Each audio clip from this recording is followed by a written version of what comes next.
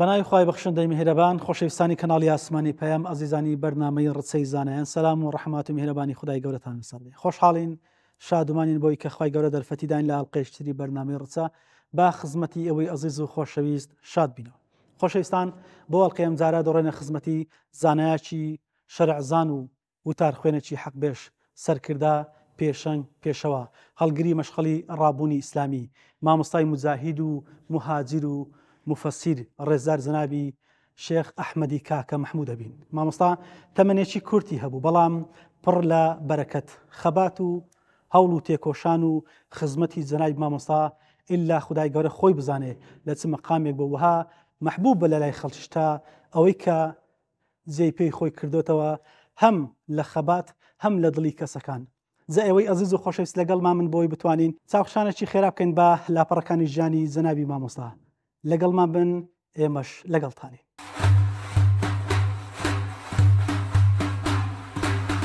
ژیان نامەی مامۆستا ئەحمەد کاکە مەحموود مەلایەکی شەرعزان و تارخوێنێکی حەقبێش ڕۆشنبیر و نووسەر و تێکۆشەرێکی سەردەم ناوی تەواوی ئەحمەد کوڕی کاکە کوڕی مەحموود کوڕی عەلی کوڕی خدرە لە بەهاری ساڵی 1950 لە گوندی یەڵان پێی سەر بە ناحیەی خوڕماڵ لەدایک بووە. مامۆستا مەلا ئەحمەد کاکە مەحموود لە تەمەنێکی کورت و پڕبەرەکەتدا توانی لە هەر سێ بواری بانگەواز کۆچ و هیجرەت جیهاد و تێکۆشان بەرهەم و خزمەتێکی بێوێنە و بەرچاو بەگەلەستەمدی دەکەی و بە تایبەتی تریش بەڕابوونی ئیسلامی لە کوردستان پێشکەش بکات.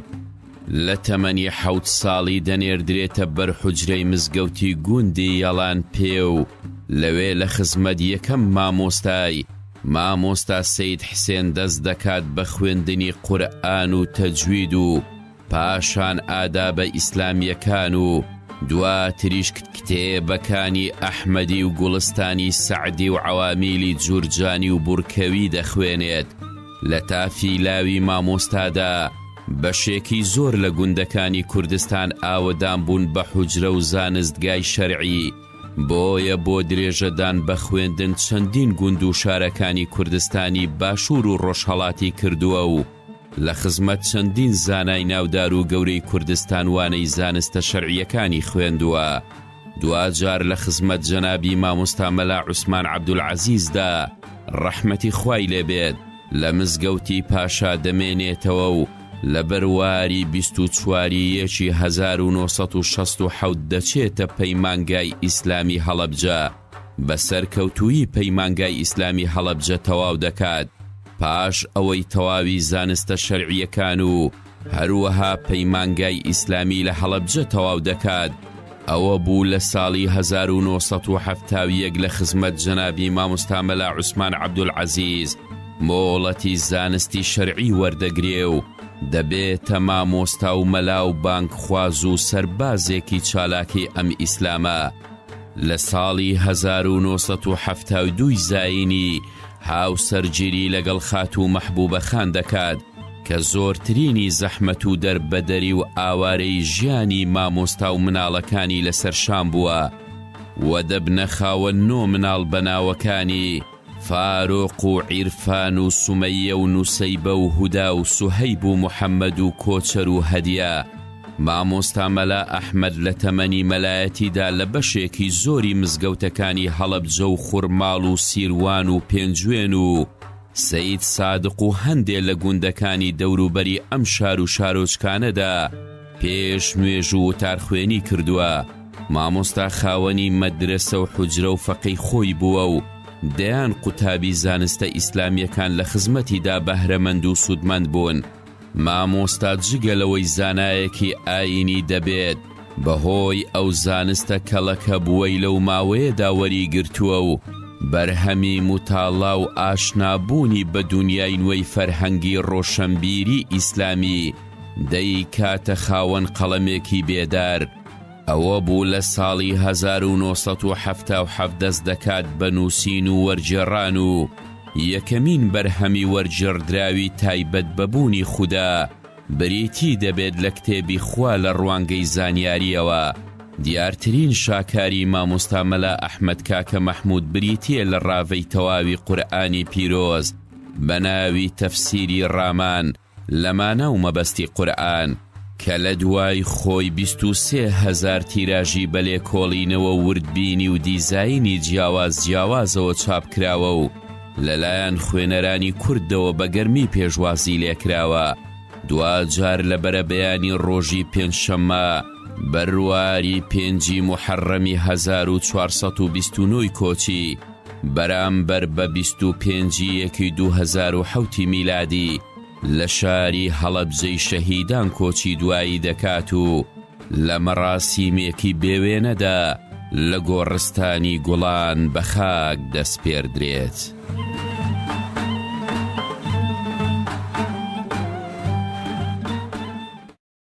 بەڵێ بینەرە نیاز و خۆشەویستی ڕچەی زانایان دووبارە سلامی خوای گەورەتانە سەر بێ. خۆشەویستان لە دەستپێکا کورتێک لە ژانی جەنای مامۆستای مەرحوممان بیست بۆ درێژەدان لە سەربردەی دەستپێکی خوێنی جەنای مامۆستا تا ئەو کاتێکە بڕوانامەی زانستی وەردەگرێ لە خزمەتی چێک لە کوڕەکانی بنەی مامۆستا عیرفان دەدوێنین بۆی کە هەم بەڕێزشان بەرپرسی پرۆژەکانی جەنای مامۆستایە زیاتر شارەزایە لە کار و ساڵاتچەکانی ئێستا کەشی کە بۆی دەکرێت و هەروە لە ژانی ڕابردووشە دەخوازین کە بتوانین بۆی کە لە خزمەتی جەنای مامۆستا ئەوە مامۆستاتان پێش ناکەن بۆی کە ئەو هەیبەت و سام و ئەو جەمال و ئەو خزمەت و خەباتێکە جەنای مامۆستا هەیبووە لە زاری جەنای مامۆستا ببیستین. مامۆستا جیان سلامی خوات لێرێ. وعليكم السلام ورحمة الله وبركاته.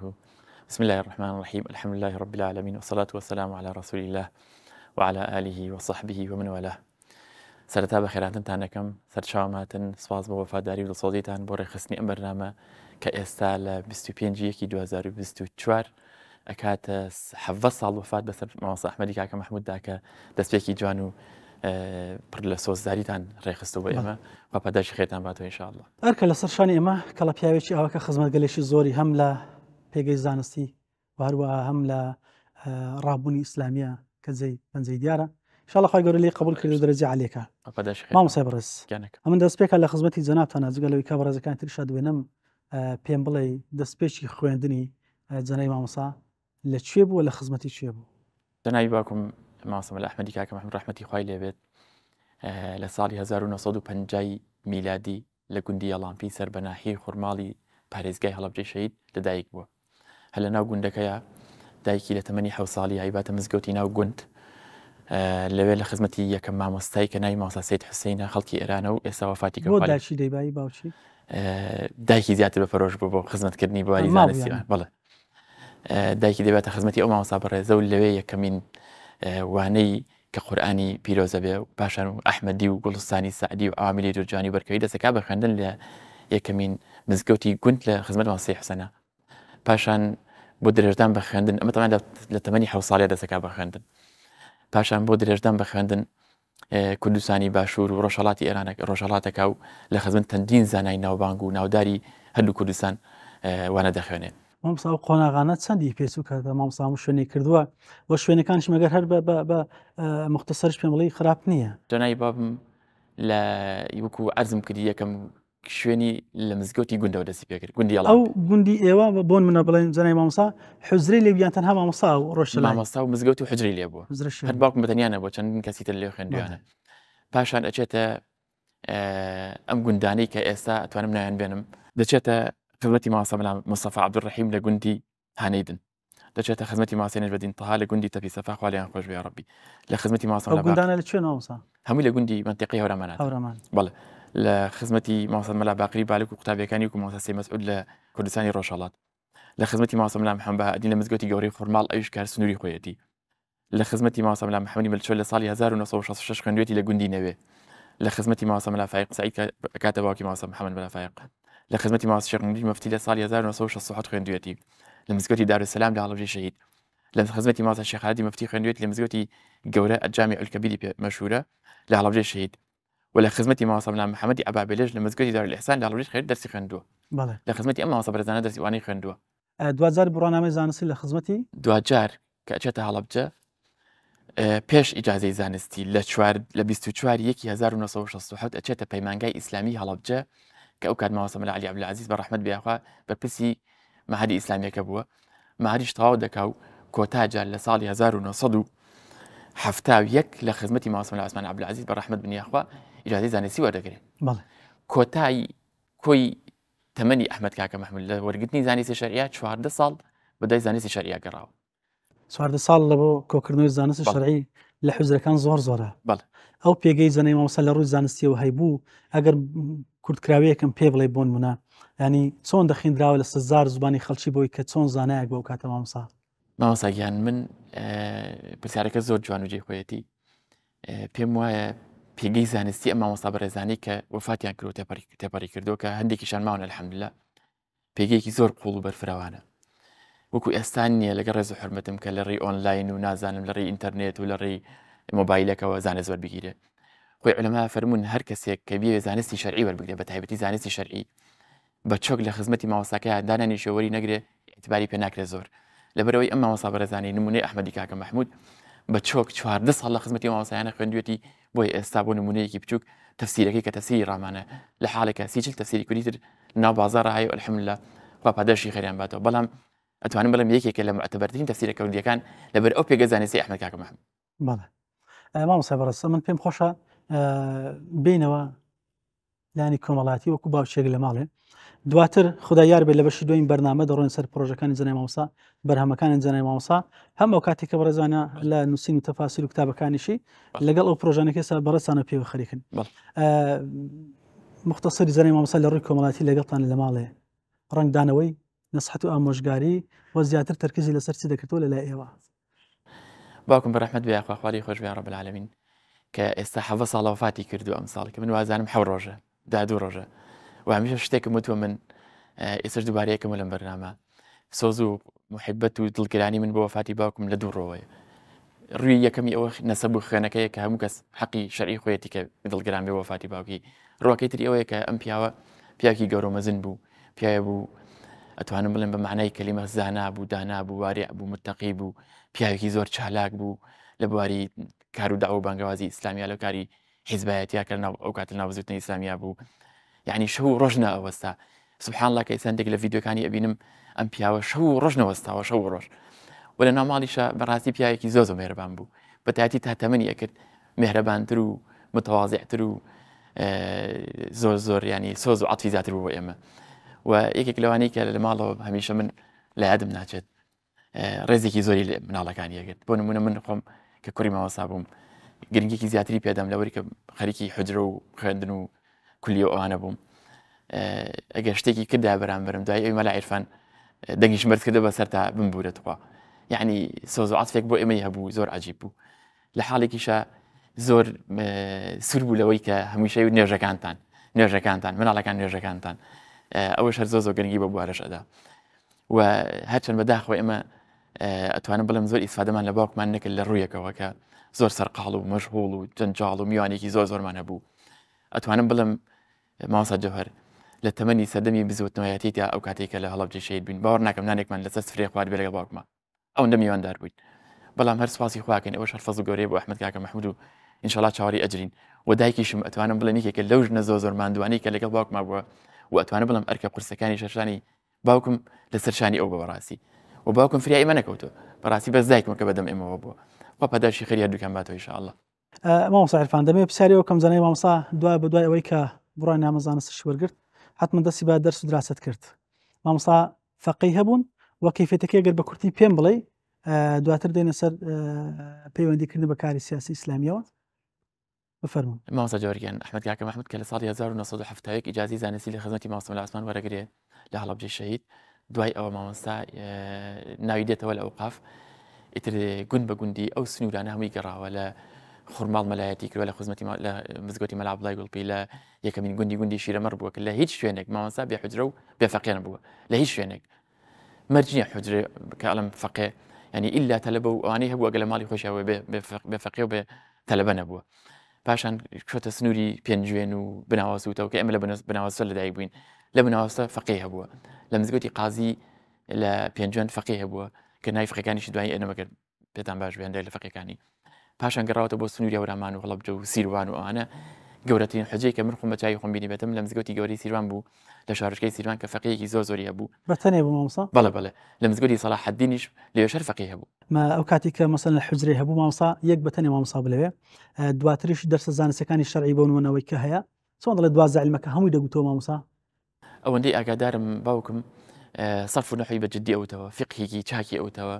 ئوسوولێکی چاکی ئەوتەوەی کە ئاگادارم لەگە تەفسیری قورئانە پەیوەندی کردی جەنای مامۆستا بە کاری سیاسی کەی بوو چۆن بوو لە خزمەتی چێ بوو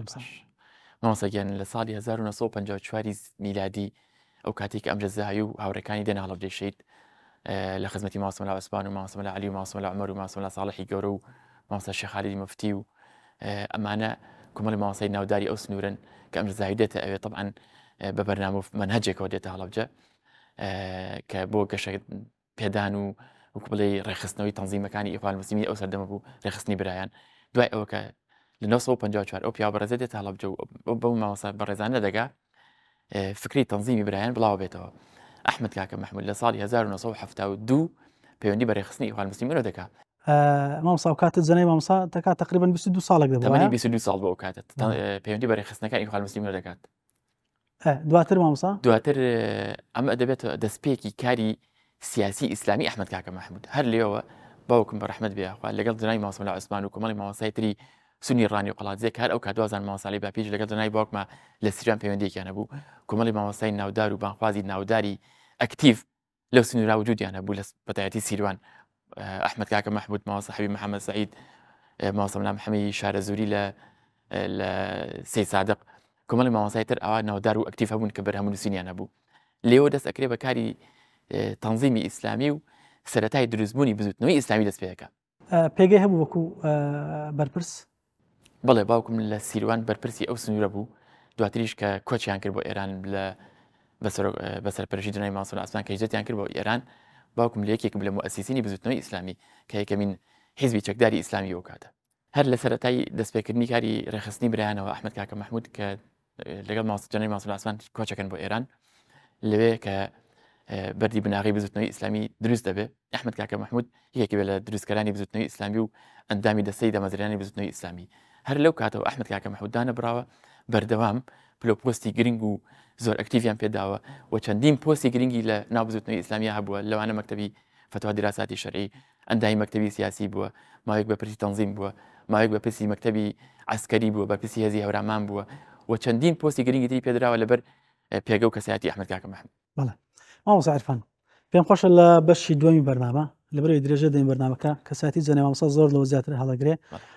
باسی بەرهەمەکانی جەنای مامۆستا بکەین ڕۆژەکانی و ئەوەش کە بەڕێسانە پێوە خەریک و ماندوون جێ دەستان دیارە ئینشاڵڵا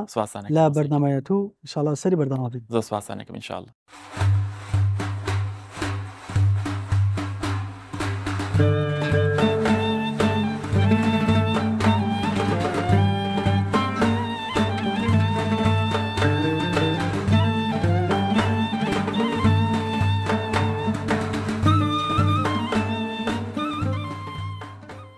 بەنسبەت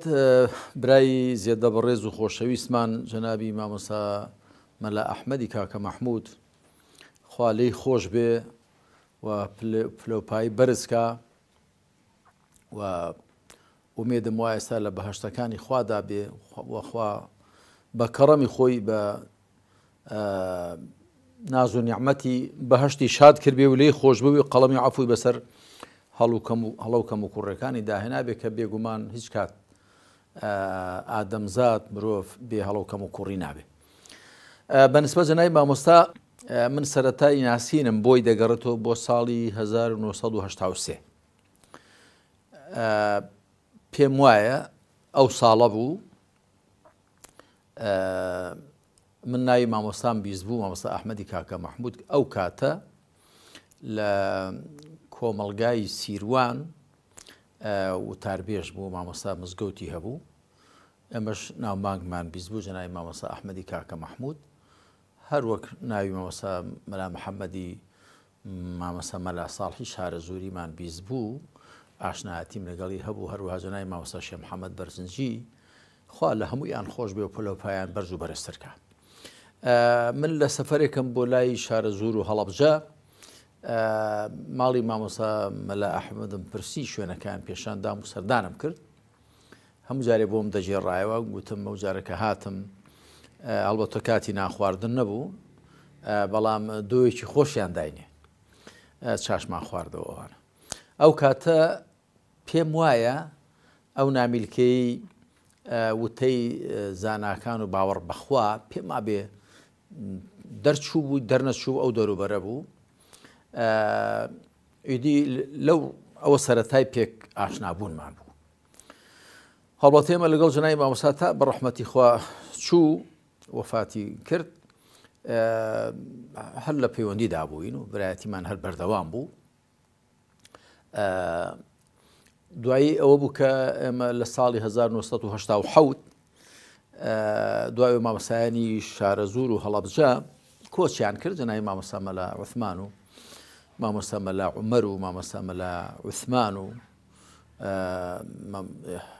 جەنابی مامۆستا مەلا عەلی و مامۆستا سەدیقی برایان و هەر چوار برا خوا لە هەمویان خۆش بێ هەمویان وەفاتیان کردووە هەروەها کۆمەڵێک لە مامۆستایانی دیکە جەنابی مامۆستا شێخ سەدیقی سەرگەتی و هیدی کەش هەڵبەتە جەنابی مامۆستا شێخ محەممەدی بەرزنجی پێشتر چوو بوو لەو ڕۆژە بەدواوە کۆنگرەیەک بەسترا یاخو کۆبوونەوەیەک کرا کە من دیارە لەو کۆبوونەوەدا ئامادە نەبووم ئەو کاتە من لە قەڵاتوکان بوو فەرماندەی هێزی حەمزە بوو بەڵام کۆبوونەوەیەک کرا بوو و بڕیاردرا بوو کە ناوی بزوتنەوەی پەیوەندی ئیسلامی وشەی پەیوەندی لێ بکرێتەوە گۆڕدرێ بۆ پەیوەندی بزوتنەوەی ئیسلامی هەڵبەتە بزوتنەوەی پەیوەندی ئیسلامی چوار هێزی سەربازی هەبوون و مەکتەبی سیاسی و سەرکردایەتی و دووسێ کۆنگرە بەسرا بوون و جەنابی مامۆستا شێخ محەممەدی بەرزنجی یەکەمین ڕابەر بوو دوای ئەو جەنابی مامۆستا شێخ لەطیفی واژەیی خوا لیان خۆش بێ ئەو بوو بە دووەمین ڕابەر و جەنابی مامۆستا شێخ لەطیفی واژەیی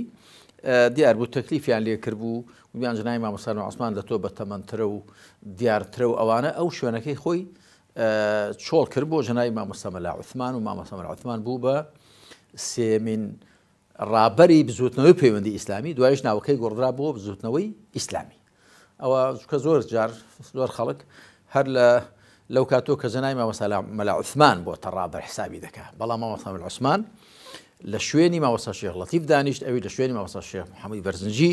مامۆستا شێخ محەممەدی بەرزنجیش وەکو زۆر جار باسم کردووە لە شوێنی مامۆستا مەلا محەممەدی مەلا بەها بابی مامۆستا سەلاحەدین محەممەد بەهاءالدین کە من لە ساڵی 1973 لە هەڵەبجە بە دیداری شاد بووم و ئەو کاتە ئەو سەرپەرشتی ئەو جم و جۆڵە ئیسلامیە جیهادیەی دەکرد دواتر دیارە جەنابی مامۆستا مەلا ئەحمەد بێتەوە یادم پێشێ هەست تەمان لە کۆنگرەدا بوو بە سەرکردایەتی دوایی بوو بە مەکتەبی سیاسی و ئیدی پێکەوە هەر لە پەیوەندیدا بووین و پەیوەندیمان خۆش بوو و هەموو شووی ماڵی یەکدیشمان هەر هەبوو ئەو دواتر تەمان دوای پێنجی سێ کە ڕاپەڕینە جەماوەریەکە کرا لە ڕانیە دەروازەی ڕاپەڕینەوە دەستی پێکرد هەمومان هاتینەوە بۆ نێو شارەکان هەڵبەتە پێش ئەوە ئێمە لە مەریوان دراوسێ بووین لەگەڵ جەنابی مامۆستا مەلا ئەحمەدی کاکە مەحموود هەڵبەتە ئەو پێشە لە دزڵی بوو دەدوارە ئەوان هاتنە مەریوان ئێمەش کە دوای شەڕی 93 کە نەکسە و تێشکانێک بۆ بزوتنەوە دروست بوو ئێمە هەمومان جارێککە پەراگەندەی شارەکانی سەرسنووری ئێران بووینەوە جەنابی مامۆستا مەلا ئەحمەدی کاکە مەحموود هاتە مەریوان و ئێمەش هەر لەوێ بووین و جەنابی مامۆستا شێخ سەدیق و هەموو شۆشمان گەرم بوو پێکەوە دوایش هەروە جەنابی مامۆستا هاتنەوە تەمان بۆ ئەمدی و لەوێش دیسان هەر هەموو شۆ پەیوەندیمان هەر گەرم بوو هەتا ئێمە کۆمەڵمان ئیعلان کرد جەنابی مامۆستا دیارە پەیوەندیمان هەر هەبوو کوبرایەتی ئەوانە بەڵام ئەو ڕای لەگەڵ ئەوە نەبوو تا دوایی هەڵبەتە مامۆستا بە ڕەحمەتی خوا چوو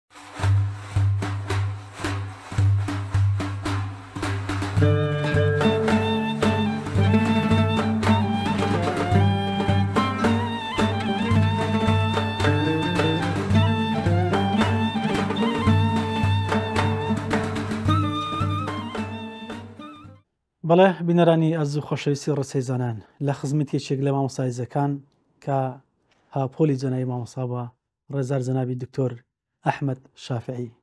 لە خزمەتی مامۆستا مەلا عوسمانی مەرحومە بێکەوە لە خزمەتی جەنای مامۆستا خوێندیانە. جا پرسیاری ئەوە لە جەنای مامۆستا دەکەم بۆی کە پێگەی زانستی جەنایی مامۆستا هاوڕایەتی لەگەڵ مامۆستا ئەو خەسڵەت و سفەتانی کە لە جەنایی مامۆستادا هەبوونە و فتواکانی جەنایی مامۆستا چەند و چۆن بوونە و هەڵسەنگانی بەڕێزان بۆ ئەو. مامۆستا جان سلامی خوای گەورە لەسەر بێت. سپاسی خوای گەورە لە ئێوەش بێت و یەخوا بەخێر بێن سەرچاوم. زۆر سپاس. مامۆستا بەڕێز بەڕێستان ئەوەی کەم بزانم هاوپۆل بوونە یان هاوڕێژ بوونە بە هەمان شێوە لە خزمەتی جەنایی مامۆستای مەرحوم مامۆستا مەلا عوسمانە. ئەگەر پێم بڵێ هاوڕێتی تێ جەنابتیان بڵێ ئاشنابوونی جەنابتان لە بۆ جەنای مامۆستا بۆکەی دەگەڕێتەوە چەند بێ کۆبوون و هاوپۆلیتان چەند و چۆن بوو؟ جەنابی مامۆستا مەلا ئەحمەد کاکە مەحموود خوای گەورە زیاتر پلە و پایی بەرز کاتەوە لە باشتی بەرینی خۆیان. لە ڕووی تەمەنەوە مامۆستا تەمەنی لە من زیاتر بوو. من لە ناوەڕاستی حەفتاکانە کە چوومەتە خزمەت مامۆستا مەلا عوسمان بە فەقێیەتی هەموو جارێ مامۆستا باسی مامۆستا مەلا ئەحمەدی بۆ دەکردی. بەڵام لە نزیکەوە مامۆستا مەلا ئەحمەدم نەدەناسی بە گفتوگۆ و قسە ئەمزانی ئەوە جەنابی مامۆستا مەلا ئەحمەدە. حتا ڕۆژێک ماڵی ئێمە لە منتقەی پێنجوێنە لە گوندی بەهێ بزەبت نازانم هەفتا و چەند نەبوو لە کۆتایی هەفتاکان نبوو ئەچوومەوە بۆ گوندەکەی خۆمان مامۆستا فەرمووی نامەیەکم هەیە بەو عیبارەتە فەرمی بۆ کاک مەلا ئەحمەد بەڵکو لەگەڵ خۆتا بۆی بەریت. منیش ئەو ڕۆژەی کە ڕۆژمەوە چوومە خزمەتی مامۆستا جەنابی مامۆستا مەلا عوسمان نامەیەکی نووسی و سەعاتێکی باخەڵی پێبوو مامۆستا سەعاتەکەی خستە ناو زەرفەکە و 5 دیناریشی تێخست. فەرمی ئەمە ئەچی بۆ لای کاک مەلا ئەحمەد مامۆستا مەلا ئەحمەد ئەم نامەی تەقدیمەکەیت و سەعاتەکەیشم شکاوە خراپ بووە لە 5 سەعات سازێکی باشی تایە هەتا تۆ ئەچی دێنی ماڵی باوکە دەکەیت و دەیتەوە مامۆستا ئەحمەد سەعاتەکەم بۆ چاکاتەوە لای ئەو وەستایە وازەم ناوی کاک شێعزەدینی سەعات چی منیش چوومە پێنجوێن بۆ یەکەم جارەکە لەگەڵ جەنابی مامۆستا مەلا ئەحمەدا بە خزمەتی بگەم و قسە و گفتوگۆ پێکەوە بکەین. کاتێک کاغەزەکەی جەنابی مامۆستام دایە کاغەزەکەی خستە سەر چاوی و کاغەزەکەی مامۆستای ماچ کرد و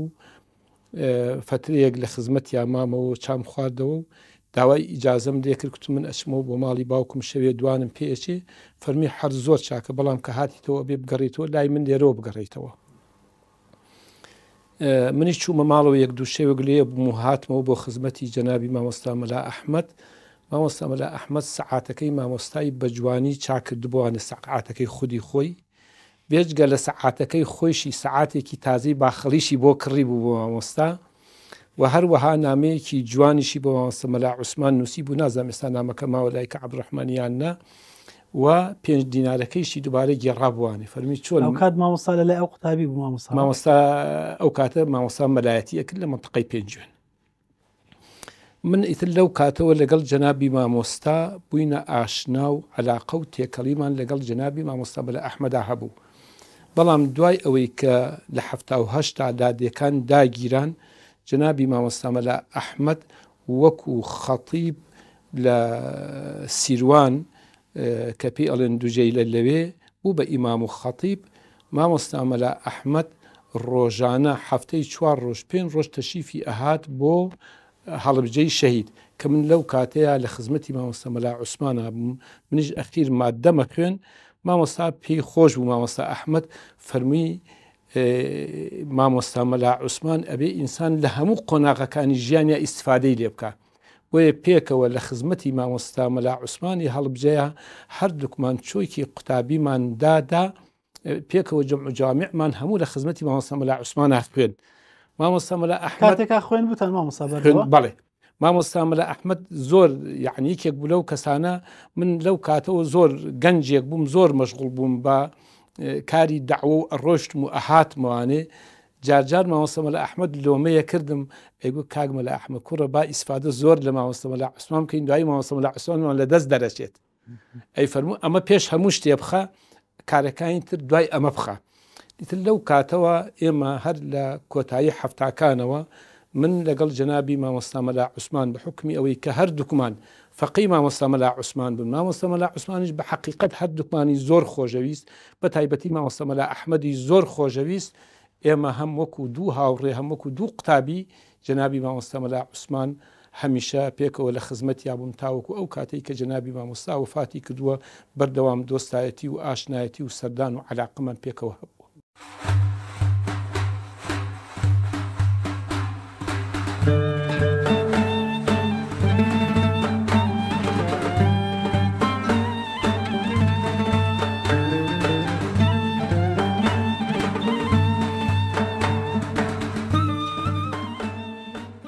بەڵێ بینەرە نیاز خۆشەویست لە خزمەت یەکێک لە قوتابیەکانی زانای مامۆستای مەرحومە بنەی مامۆستا مەلا محەممەدی بانیشاری دەدوێن کە ئەوەندەی لە خزمەتی بۆ ئاشنایەتی هەیە لەگەڵ مامۆستایە. مامۆستا جان سەلامی خوای گەورەت لەسەربی. وعلیکم السلام ورحمة الله وبركاته. دەستپێکی ئاشنابوونی زەنابتان بە خزمەتی زەنای مامۆستا ئەوە هەڵدەگرم بۆ پرسیاری دووەم، بەڵام ئەگەر بێن لێت بپرسین لادەی یەک بێ بڵێ وەصف و پێناسەی زەنای مامۆستان بۆ بکە چی دەڵێ بەڕێستانە؟ بەناوی خۆی گەورە و میهرەبان، سپاس و ستایش بۆ پەروەردگار، درود و سەڵات و سەلام بڕژێ بەسەر گیانی پێغەمبەر و یاوەرانی صلی الله عليه وسلم. سپاس بە بەڕێستان و دەستخۆشی لە جەنابتان ئەکەم. یەخوا بە خێر بێن، زۆر جێگەی خۆیەتی کە ئەوە بەرنامەیە لە خزمەتی پرۆژەی جەنابی تەمەن و داعوە و بانگەوازی جەنابی مامۆستا مەلا ئەحمەد کاکە مەحموود بە ڕەحمەت بێ. منیش وەکو قوتابیە کە لە خزمەتیا سوودمەند بووم ساڵی 84 تەمەنیەکەمان بوو لە فەقێتیە چونە خزمەتی مامۆستا مەلا فەتاحی ئاروزەل لە سیروان مجموعی سیروان لە مزگەوتی سەلاح الدین. مامۆستا ئەحمەدی کاکە مەحموودیش بە ڕەحمەت بێ ئەویش هاتە خانوەکە کە خانوەکە و حجرەکەی ئێمە لە پاڵیاندا و پاڵی یەکەوە. ئیتر لەو کاتەوە ئێمە بە خزمەتی جەنابی مامۆستا مەلا ئەحمەد بە ڕەحمەت بێ گەشتین و ئێمە ئەو کاتێ من دەڵێم مامۆستا کۆمەڵی سیفاتی زۆر جوانی عەجیبی هەبوو کە ئێمە تەمەنێکەمان هەبوو بەڵام ئاشنا بوون بەو سیفەتە جوانانەی لە خزمەتی مامۆستا کە پێ و دیار و بە ئاشکرا. یەکەم مامۆستا لە ڕاستیا مڕەبی بوو. ئێمە کە ئیترەوە ئەگەر دەرفەت بوو چەند شتێتر ئەڵێم لە خزمەتانە مڕەبی بوواتە هەمیشە خەمی ئێمەی بوو کە فەقێ بووین و پەروەردەمان بکە دروستمان بکە. دووهەم لە ڕاستیا مامۆستا هەر مودەڕیس بوو، یعنی بالفعل زۆر جوان ئەیزانی تەدریس بکە. یەکێتر لەوانە معلم بوو مامۆستا، ئەیتوانی ئەو مرۆڤە ئەو کەسە کە ئێمە چەند جار کە لە خزمەتیانە سوودمەند بووین معلم بوو لە ڕاستیا سوودی باشی پێ ئەگەیانین. یەکێتر لەوانە لە ڕۆی عیبادەتەوە کە ئێمە زۆر ئیسفادەمان لێکرد مامۆستا سەوتێکی خۆشی هەبوو، قورئانی جوانی ئەزانی و قورئانی جوانی لەبەر بوو کە ئیتر خۆخوامان بوو نوێش بکە. نوێژی زۆر جوانی ئەکرد، حتا نوێژی بیانیش کە ئەهات ئێمەش ئەهاتین سوودمەنە بووین لە نوێژەکانی و ئامادەبوونی جەماعەتی کە خۆی ئیمامی ئەو مزگەوتەش نەبوو بەڵامی تر بۆ نوێژەکان کە لە ماڵە بۆیە تەشریفیان نابۆیەوە بۆ ئەوێ. سیفەتێکی تری کە ئیترێ من زۆر ئیسفادەم لێ کردووە ئەوش تەوازوعی بوو، واتە قەت هەستن نەئەکرد ئەم پیاوە لە ئاسێ بەرزایە، واتە سەورەکرد لە ڕفیقی تۆیە، ڕفیقە تەمەنی تۆیە. ئاوا گفتوگوی لەگەڵ من چەند جار دانیشتوین لە خزمەتیاو یا چەند جار بانگی کردم بۆ ماڵەوە ئەی فەرموو ئەو کاتێک کتێبی سەربەستی لە ئیسلامە لەگەڵ پەروەردە لە ئیسلامدا من یەکێک لەوانەی کە عەرزم کردی تەمەنێکم بوو بەڵام بانگی ئەکردم ئەی خوێندە خۆی یا ئەی فەرموو تۆ بیخوێنەرەوە و خۆی هەڵەکانی چاکە کرد و ئەنجا ئینێرا بۆ تەبع. ئەوە هەر زۆر گەورەیەتی بۆ من، یعنی ئەوەندەم پێ خۆش بوو وامەزانی هەموو دنیاهی منە کە لە خزمەتی مامۆسام زۆر ئیسفادەم لێ کردوون. توانم بڵێم بەم پێنج سیفەتە: یەکەم مڕەبی، دووهەم معلم، سێهەم مودەڕیس، چوارەم تەواضع، پێنجەم خاچی بوونی.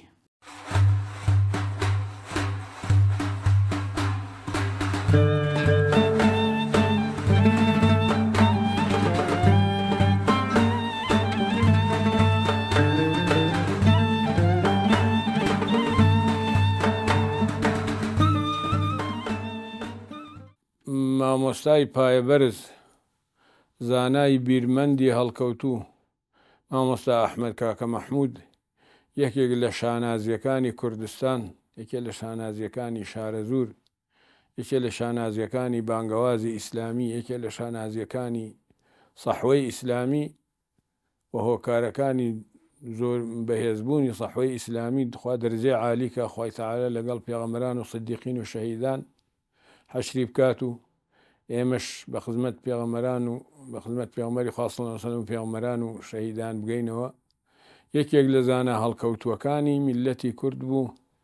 کە ئەوەی بۆی کرا لە خزمەتی ئەم دینە کۆتایی نەکرد. بە یەک دوو شتی مامۆستا زۆر معجب بوو من کە بە خزمەتی گەیشتوم و کە ئەوەندەی کە ئەیناسم. یەکیانەوە بوو کە شەخصێکی لە حەقا چاونە ترس بوو، ترس لە دڵیانە بوو و بەڕاستی بەهێز بوو لەباری دیفاع لە حەق و دەربڕینی حەق و خوتبەکانی و نووسینەکانی بەڵگەی زۆر شارەزا و بەڵگەی زۆر ئاشکرا و دلیلن لەسەر شارەزایی ئەو شەخصە لە عەقیدەی ئیسلامی، لە فقهی ئیسلامی و لە ئوسلوبەکانی داوایە. خوای تەعالە دەرەجەی عالیکە. ئەوەی کە من زۆر پێی معجەبم یەکیان تەفسیری ڕامانە، خوای تەعالە بیکا بە حەسەنەی جاریە بۆی تا ڕۆژی قیامەت کە بەڕاستی تەفسیرەکەی بۆ ئەو قورئانە بە شێوەیە کردووە. خۆی بەڕاستی ڕامانە لە مەبەستەکانی قورئان کە کامەی تەفسیرێک زۆر گونجاو و معقول بێت ئەوەی هەڵبژاردووە، بە زمانێکی کوردی پارا و تەفسیری کردووە و گرنگێکی تریشیان لە ئیشەکانی ئەو فتوە بۆچوونەکانی بوون کە خوای تەعالە کوڕەکانی و خۆشەویستەکانی موفەقکە کە نیان هێشتووە ون ببن و بە زوویی چاپیان کردووە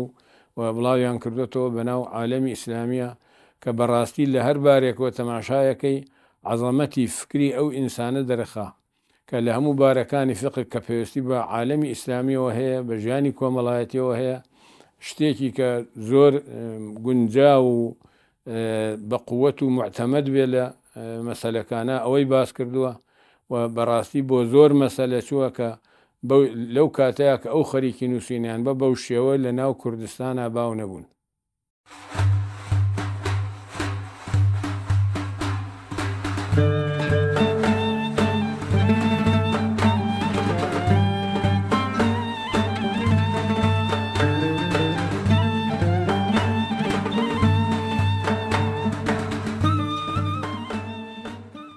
بەڵێ بینەرانی ئەز و خۆشەویستی ڕچەی زانایان، هەر داستانێک، هەر شۆرش و خەباتێک، هەر نووسینێک، هەر هەنگاوێک کە مامۆستا هاوێشتی بێ لەپاڵ ئەوەیە مەحبوبە خانم کە هاوسەری بەڕێزیانە شکر بەخوا لە تەمەن ماوە، هەمووی دەستی ئەوی تایە بۆی کە هیچ پیاوێک ناتوانێت شۆڕشێک بەرپاکە ئەگەر لە پشتەوە خێزانەکەی چۆن دەڵێ هاوکار و هاودەم و دەست لە پشتەری نەبێ. بۆی کە ئێمە لە خزمەتی جەنای مامۆستا زۆرمان بیست، زۆرمان بینی بۆی کە مامۆستا بەمانای کەلیمە ئەسپی خۆی تاودا لە ژیان لە تەمەنێکی کورتە. ئەو شۆرش و خەباتانەی جەنای مامۆستا لە علم و معریفەتە خانمێکی ئاوای لەگەڵ بوو، لە هەوراز و نشێ و لە سەرما و گەرما پشت و پەنای بوو. زایمە لە خزمەتی ئەوەی ئەزیز خۆشەویستە مەحبوبە خانم کە خەزانای جەنای مامۆستای مەرحومە دەدوێنین بۆی کە بزانین ئەو سەرما و گەرمای مامۆستا بینویەتی بەڕێستانە چەندە لەگەڵیانە بەشدار بوون و تەعاملی مامۆستا لەگەڵ خانەوادەی جەنای مامۆستا و مامۆستا لەبەر ئەوەی کە مامۆستایەکی چۆن دەڵێ هەڵگریە ڕابوونی ئیسلامی بوو، زۆر لە دەرێ بوو و مشور خۆرشی گەورە بوو ئیسلام و مسلمانان کەم دەپڕژا سەرماڵێ. بزانین هاوکاری خاتون لە ماڵێت چۆن بووە و چۆن توانێتی تەعاملی ئەو هەموو ئەستەم و تنگانە بکە کە مامۆستا تووشی بووە. دایەکجان سەلامی خوای گەورە لەسەر بێ. سەرەتامە زۆر خۆشحاڵین کە وەکوی کە جەنای مامۆستا زیندوە بە خزمەت جەنابەت دەگەین. پێمان بڵێ جەنابی مامۆستای بەڕێزە خوای گەورە دەرەجەی عالیکە بەڕاستانە کە لەگەڵی ژیاون لە دەستپێکی ژیانتان جەنای مامۆستا زۆر ماندوو بوو. ئەوەندەی کەمە دەخوێنینەوە و دەبینی و دەبیستین کەم پڕژاوەتە ماڵێ چۆن لەگەڵتان هەڵکردووە، چۆن پیاوێک بوو لە ماڵی لەگەڵتانە؟ وەڵڵی پیاوێک بوو وێنەی نەبوو بڵێن هەر بۆ هەموو کەس نەگەر بۆ خۆمان. ئەمجار ئەو نیش نەکەوتۆتە ماڵەوە، هەر خەریکی ئەوەیش کەوت بێتە ماڵەوە خەریکی تەفری نووسین ئەمە تەفسیرەکان بنووسێتەوە هەمووی لە دەوری خۆیان پشگان و خەریک بوو بە ماڵ و بە میوان و بە مناڵ و ئەمجار تەبیعەتێکی زۆر خۆش لەسەر خۆ نەرمونیان ئەمجار ئێران و عێراقی گەڕان لەگەڵیان بەڕێستانە ئەرەوەڵا چەند جاراتوینەتەوە ئەم دی و چوونەتەوە ئەو دی بەو شاخ و داخە مامۆستا جاری وە هەبووە بە هەفتە و بە مانگ دوو مانگش نەهاتوەتەوە بەڵێ چۆن هەڵتان کردو بێ ئەو لە ماڵێ وەڵا هەڵیشمان کردەوە گازانتان لێ نەدەکردبووە مامۆستا لەبەر چ ئاوا دەکەن نەوەڵا ینی چۆن لە هاو خەمی ئەو بنکە ئەو بارەی کە ئەو شانیدا بەوەش ئێمەی بەخەڵیا تا لە ئوردوگا بووین ئێمەش نانکەر بووین جل شۆر بووین قاپ شۆر بووین نانمانەکرەمەندار بۆ شاخ و داغ بۆیە ئێتر ئەوەختی واژە چوو بۆ دەوری تارانوانە بە مانگ و دوو مانگ نەیە هاتۆ لەگەڵ مامۆستا مەلا عوسمان و مامۆستا مەلا عەلی هەچی نانی دنیا بوو ئەو ئوردوگا گشت نەک هەر من بەتەنیا بڵێم ژنی ئوردوگا گشتی ئەو کاتە ئێستا هیچی لە دەستباری بەڕێسانە لەگەڵ مامۆستا چەند و چۆن بوو ینی ئەوەی کە ئەتو هاوکاری مامۆستا دەکرد کامانە بوون لە ئیشەکان وەڵا هاوکاری نانکەر بووم بۆ میوانی چێشتکەر بووم میوانی زۆر میوانێکی بێ ئەناس بەخوا وەختی وا بوو سەر نەفری هەنایە ماڵە ماشەڵڵا ئەرێ بەخوا هیچ کات گازاندی ئەوە نەدەکردم مساخرە من تااقەتی ئەو هەموویانە ڕۆژێک دوان ئەوەندە لە دڵخۆش وەڵا نانکرد یەک نانیشمان نەکڕیبە نانم کردووە خوا بەیانی زوو 6 لە نان بوومە تۆ نانە چێشتم حازر بووە ئیتر نازان بڵم چی تاریفی چی بکەم تعاملی لەگەڵ ئێوە چۆنی وەڵا خۆش بوو زۆر باش بۆ ڕێک و پێک و نەرمونیان دەستخۆشی لێ کردی ئەو سەربەرانە جەنەی مامۆستا تۆماری کردووە لە ژیانە ئێوە چەندە پێی سەربەرزن بۆی کە ئەوەنە سەربەرزین ئەوەنە سەربەرزی نازانیت چی بڵێ نەخۆشیە بەسپایی چێ خۆی پێی نەگەشتخوا الحەمدلله وشکری ئینشاءالله دەرەجەی عەرفانگیان خۆش بێ جێگاریشی گوم نەکردووە بەڵێ زیاتر نەسحەت و ئامۆژگاری لە بۆ بەڕێستان و منداڵەکانی چۆن بوو زیاتر لە هەموو ئێوارێ پێشی ئەوە ناندانێن هەمووی دائنان دوای نوێژی مەغریب دەرزی پێوتن جا دوای دەرزەکە نانمانە خوارد ماشەڵڵا ڕۆژانە بووە هەموو ڕۆژ ئەگەر لە ماڵ بواە نوێژی نیوەڕۆ ئەوە هەر لە مزگەوتا بۆ مەغریبە هاتۆ لە مزگەوتەوە نانمان حازرە کرد سفرە داخرا دەرزەکەی پێوتن جا ئەمجارەوە نانمانە خوارد ینی دەرسی بەرداوامی تابێت بۆ خانەوادەی خۆی دانابوو بەڵێ ئەو دەرسە ڕۆژانە بوو هەفتانە بوو وەڵڵا تا لە ماڵەوە بوو تە بە ڕۆژانش بوو بەردەوامی بەڵێ ئەو خۆی بەیانیان هەڵسایە پێشی نوێش قورعانی لە بەرەکرد لەو حەوشا ئاوسەکان لەو بەرە گویان تێبوو حتا ڕۆژی بە پاکە بوو ڕۆژانە بەڵێ هەموو ڕۆژێ فەقەی هەبوون مامۆستا دەرسی پێدەگوتن بەڵێ هەم بەخۆی دەرسی پێدەگوتن ڕزیشتان هەم نانتان لە بۆیان حازر دەکرد بە منداڵەکانی ژێتان ناردە بۆیان چۆن بووەوە وەڵا لە مزگەوت تا نانە چێشتمان دروستە کردیان برمەوە مزگەوت بووی خۆتان دروستیان نەکرد بەڵێ هەر لەسەر بەڵێن کولفەی خۆتان بەڵێ کاتی حیمایشی بوو جلشۆری حیمایە بووم چێشتکەر بووم نانکەر بووم سەر و ملیان شۆریوە جلم شۆریون یعنی هەر ناتۆ بە خەیاڵمە زۆر خۆشیش بوو ینی هەر خەباتێک کە مامۆستا کردی وڵاتی هەم لە شۆڕشی ئیسلامیە هەم لە تعلیم و تەدریسە دەستی بەڕێسانی تێدا بوو بەڵێ ئەرە وەڵا هەموو شتێکی دەستی منیشی تیا بوو بەڵێ هیچ کاتێک بێتاقەتیان ناڕزای دەرنەدە بێتاقەت نەبوو چوای کرد بۆەوەندە دڵ پێ خۆشی بوو نەسیحەتی ئەو بوو یانەوە لە ئەو لە دڵی خۆش یعنی بە حیاتیشی دانەشتوانێ من هەندێ خوێنەواریم بوو بەس دانەنیشتووە کەمونم پێ بڵێت و لە بیری نەکەم هەموو لە بیر کردووە لەبەر خاتریەوە بۆ نان و چێش بەس ماشەڵڵا ئەرە بەخوا ڕۆژی سێژەمە من خەریک بوو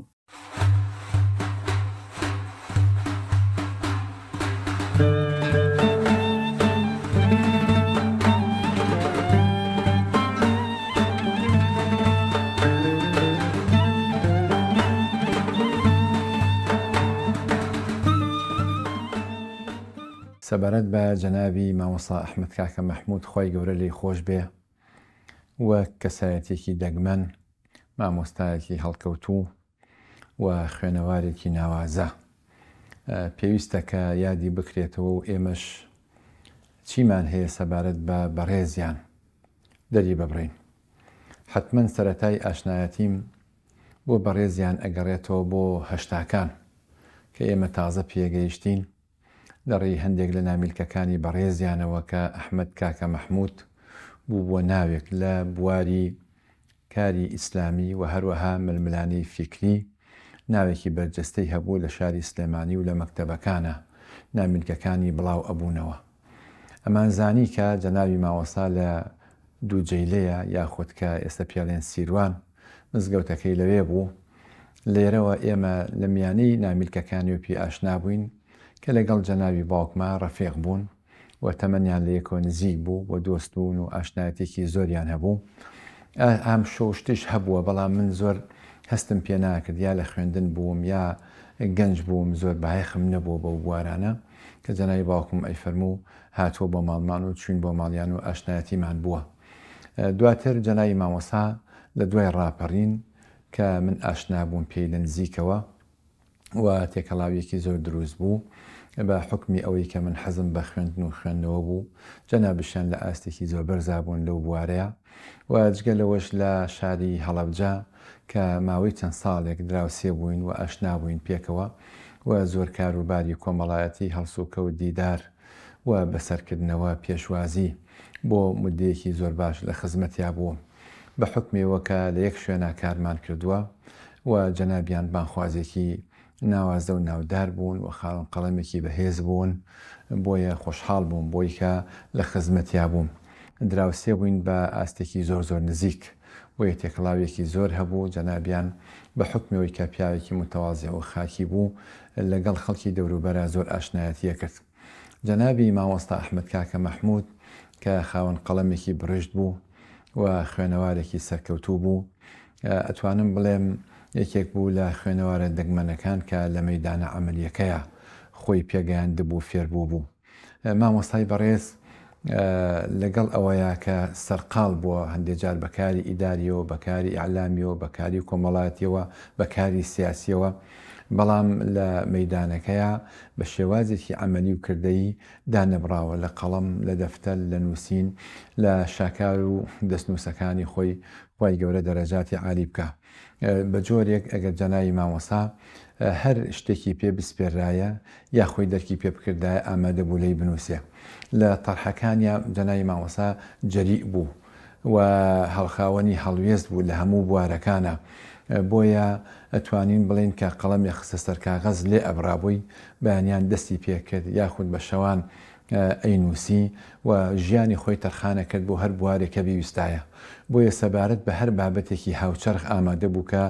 نووسینی هەبێت چونکە خوێندنەوەی بۆ ئەکرد و خۆی بۆ ستاز و ئامادە کرد. مامۆستای بەڕێز وێزگەکانی پڕسەروەری زۆرن لە ژیانیا بەتایبەت لە بواری علمیە. سەبارەت بە کایە سیاسەکەی مامۆستا خاوەنی هەڵوێست بووە لە هەر بوارێکە قسەی خۆی بووە و خاوەنی نەفسێتێکی زۆر بەرز بوو لەگەڵەوەیە کە خاکی بوو بۆیە ئیشوکاری لەبەر ئەڕۆی و ئەتوانین بڵێن وتارەکانی کاریگەریەکی زۆری بوو بۆ هۆی ئاستا علمیەکەیەوە. جەناوی مامۆستا سەرڕاست بوو ڕازگۆ بوو و زۆر لێبڕابوو بۆ ئەو کایی کە ئیشی تیا کرد. حەزی بە سەرکەوتنی ئیسلام بوو حەزی بە سەرکەوتنی کورد بوو لە کێشە و گرفت و ململانەکانە حەزی بۆ بوو کە ڕۆڵی چاکسازی ببینێ بۆیە کاریگەریەکی زۆری لەسەر دەوروبەری خۆی بەجێهێشت بوو. ئێمە قورئانێکمان هەیە پێویستمان بە پینەپەڕۆی هیچ کەسێک نییە.